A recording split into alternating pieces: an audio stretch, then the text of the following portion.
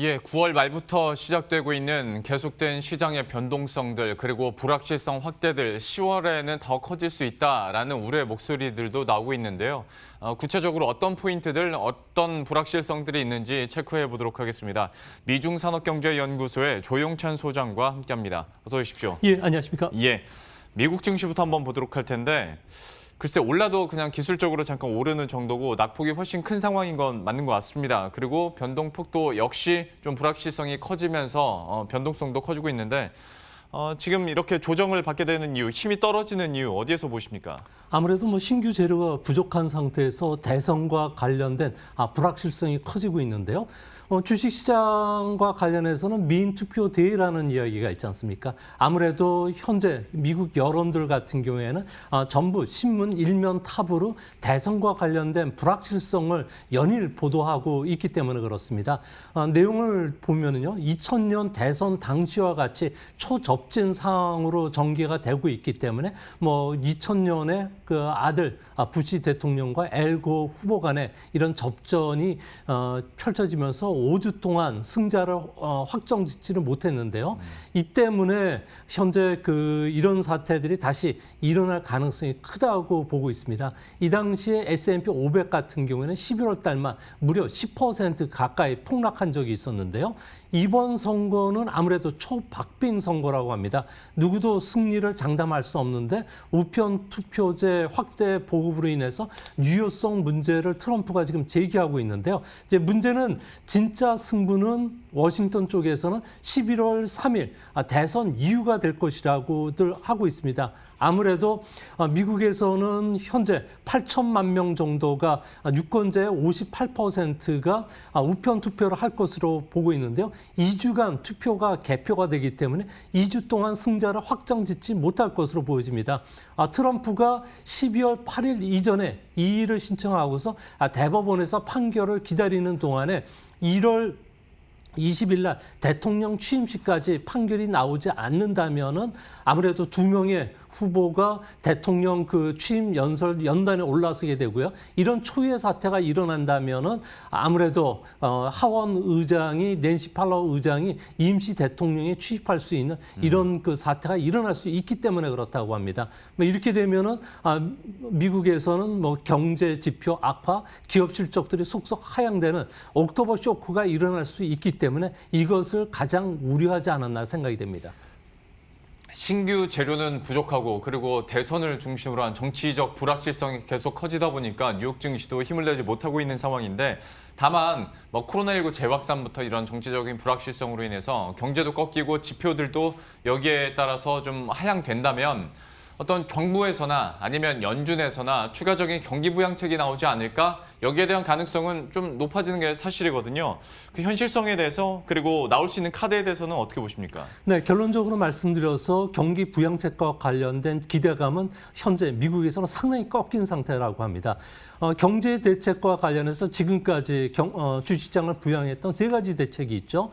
실업 보험과 관련된 예산은 곧 종료가 되고요. 또 중소기업의 급여 지원은 연말이면 끝납니다. 또 항공사에 대한 대규모 돈 풀기도 9월 달이면 예산이 종료가 되는데요. 이제 FRB가 나설 차례입니다. FRB 입장에서 보면은 국채 매입 기간을 연장해 준다든지 포워드 가이던스를 강화시켜서 경기를 부양시키려고 하지만 이 방법은 모두 금리가 상승 시에는 유효한 방법이지만 지금같이 재정이 부족한 상황에서는 유효성이 떨어진다는 겁니다. 오히려 현재 공화당과 민주당 간에는 견해 차로 인해서 경기 부양책과 관련된 부분들이 뒤로 밀리고 있는데요. 9월 18일 날이죠. 긴즈버그 대법관이 별세를 함으로 인해서 후임 대법관 문제와 관련해서 1순위로 떠올랐기 때문에 이 문제를 풀지 않고서는 추가 경기 부양책과 관련된 내용을 확정질 수가 없다고 합니다. 이제 앞으로 몇 주간은 이런 상태가 지속이 될 가능성이 크고요. 또 이렇게 되면은 아무래도 대선과 관련된 승자가 확정되기까지는 좀 변동성이 커질 수밖에 없지 않나 보여집니다. 예. 짚어주신 것처럼 이제 연준에서 할 수 있는 그러니까 실효가 있는 방법에 대해서는 아무래도 한계가 있기 때문에 역시 연준도 재정 정책에 대한 중요성을 최근 들어서 계속 강조하고 있는데 좀 정부 차원에서 어떻게 될지는 한번 봐야겠습니다. 다만 미국에서도 정치적인 이런 좀 여야의 그리고 민주당과 공화당의 싸움이 좀 팽배해서 어떻게 될지는 봐야 될 것 같고 이거 자체가 그러니까 불확실성이기도 하다 보니까 글쎄요. 그러면 앞으로의 증시 방향성, 뉴욕 증시의 흐름들 그리고 특히 기술주는 그러면 더 조정받는 것인가에 대해서 좀 어떻게 전망하세요? 네, 최근 기술주들 같은 경우는 주가 조정으로 과열 현상은 많이 해소가 됐습니다. 하지만 2021년까지 기업 실적이 주가에 반영된 상태인데요. 이러기 때문에 아무래도 새로운 재료가 나타나야 됩니다. 하지만 현재 이번 그 대선과 관련돼서 승부가 누가 나든지 간에 미국의 민주주의에 대한 상당한 신뢰성이 훼손이 됐다는 게 우려가 되는데요. 이 때문에 월가 같은 경우에는 미국 금융 시스템의 안정성이 훼손이 된다면 달러 가치 하락에 그치지 않고 미국 국채뿐만 아니라 주시장에도 영향을 줄 수밖에 없다고 판단하고 있습니다. 대선을 앞두고 투자가 같은 경우에도 리스크 테이크를 자제하는 분위기가 현재 팽배한데요. 아무래도 승자가 확정되기 전까지는 서둘러서 주식을 매수하지 않는 분위기가 형성되지 않나 이렇게 보여집니다. 기술주가 반등하려면은 아무래도 경기 부양책 효과가 이제 끝나면서 숨이 이제 가빠오르기 시작하고 있는데요. 추가 감초 역할을 하는 경기 부양책이 구체적으로 발표가 돼야 됩니다. 또 한 가지는 대선과 관련된 승자가 조기 확정이 돼야 되겠고요. 세 번째로는 아무래도 코로나 2차 감염이 확산되고 있기 때문에 백신 개발과 관련된 긍정적인 소식이 들려와야지 이때서야 리스크 온 상황으로 전개될 가능성이 크지 않나 보여집니다. 지금으로서는 어떤 펀더멘털이든 아니면 단기 모멘텀 재료든 뭐 찾아보기가 쉽지 않다 보니까 계속 뭐 유동성에 기댈 수밖에 없는 상황인데 우리나라에서는 여전히 그러니까 증시가 꺾이더라도 동학개미든 서학개미든 열심히 사고 있는데 미국 로빈후드는 지금 동향이 어떻습니까? 네, 로빈후드 같은 경우는 밀레니엄 세대가 주축인데요. 81년생부터 96년생이기 때문에 아무래도 20대 후반서부터 40대 초반 정도가 해당이 됩니다. 이들은 대부분 노후 자금을 마련하기 위해서 주식 투자를 하게 되는데요. 최근 들어서 ETF 상품뿐만 아니라 옵션, 금, 은, 파생 상품까지도 주로 투자를 하고 있다고 합니다. 밀레니엄 세대 같은 경우에는 100만 달러 이상의 금융 자산을 갖고 있는 사람이 60만 명 정도가 된다는데요. 친구들 중에서 100만 장자가 많다 보니까 빨리 부자가 되고 싶어가지고 아무래도 그 온라인 게임처럼 초단타 매매를 자주 한다고 합니다. 이들 같은 경우에는 평균 주식 투자 금액이 1,000달러에서 5,000달러가 대부분이라고 하는데요. 이 때문에 초단기 매매에 지금 매달리고 있는 현상이라고 합니다. 하지만 뭐 수수료가 무료라고 해서 좋은 것은 아닌데요. 자주 시스템이 다운이 되는 현상들이 지금 일어나고 있고요. 또 장기 투자 철학이 부족하다 보니까 주가 변동성의 원인을 지금 제공하고 있다는 비판을 받고 있기도 한다고 합니다. 로빈후드에 대한 동향들까지 이렇게 설명을 들어봤고 미국 얘기는 이제 대선 몇 가지만 더 여쭤보고 마치도록 할 텐데 현재 이제 트럼프와 바이든의 지지율 상황도 좀 궁금하고 그 업데이트된 소식과 함께 좀 핵심적인 대선을 앞두고 변수들도 계속 꼽히고 있지 않습니까? 이것도 한번 정리를 해주시겠어요? 네, 현재 그 바이든 성향의 그 리얼 클리어 폴리틱스 같은 경우에는 바이든의 지지율이 6.6% 포인트로 트럼프를 앞섰다고 하고 있고요. 또한 그 트럼프 성향인 라세무센 같은 경우에는 9월 16일자로 1% 포인트 정도 트럼프가 앞서가고 있다고 합니다. 하지만 중립적인 위치에 있는 US 투데이 같은 경우에는 현재 3% 정도 바이든이 앞서가고 있다고 하는데요. 뭐 전국적인 여론조사는 큰 의미가 없습니다. 미국 선거는 승자 독식 시스템이기 때문에 격전지의 주의 각각의 지지율 차가 큰 영향을 끼치게 되는데요. CNN의 보도에 따르면은 현재 격전지 6개 주의 지지율을 추이를 보면은 1%포인트 오차 범위에서 접전이 일어나고 있다고 합니다.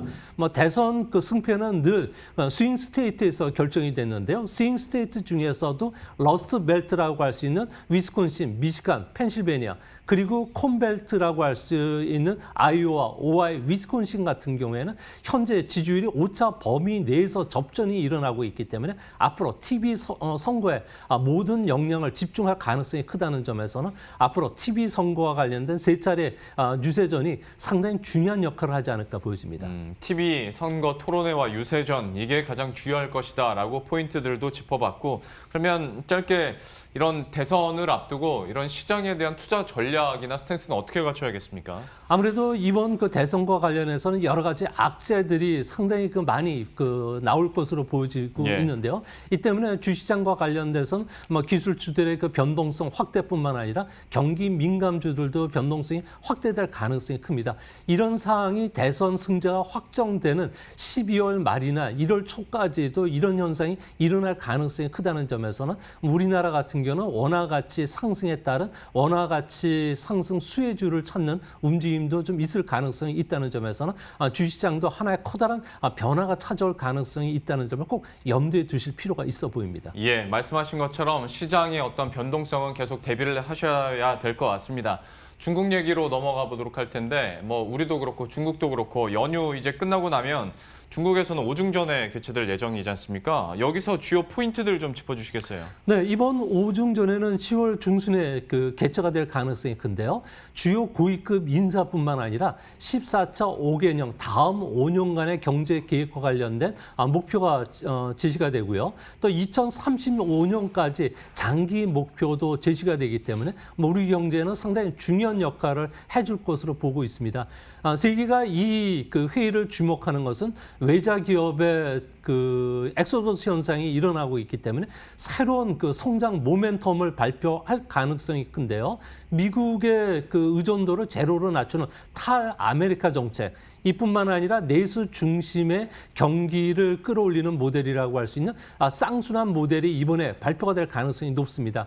또 한 가지는 경제 성장률 목표와 관련돼서도 구체적인 언급을 회피할 가능성이 있고요. 세 번째로는 미국 경고에도 반도체라든지 5G, AI, 빅데이터와 관련해서 1조 4천억 달러의 정부 보조금을 주면서 현재 중국은 생산 대국에서 제조 강국으로 부상하려는 이런 마스터 플랜도 발표를 하게 된다고 합니다. 이렇게 될 뿐만 아니라 내수를 활성화시키는 중국 서비스도 발표할 가능성이 크기 때문에 이거와 관련된 국내 증시에 미치는 영향도 크지 않을까 생각이 됩니다. 오중전에 관전 포인트들 이렇게 얘기를 해주셨는데, 중간에 경제 성장률 목표치 있지 않습니까?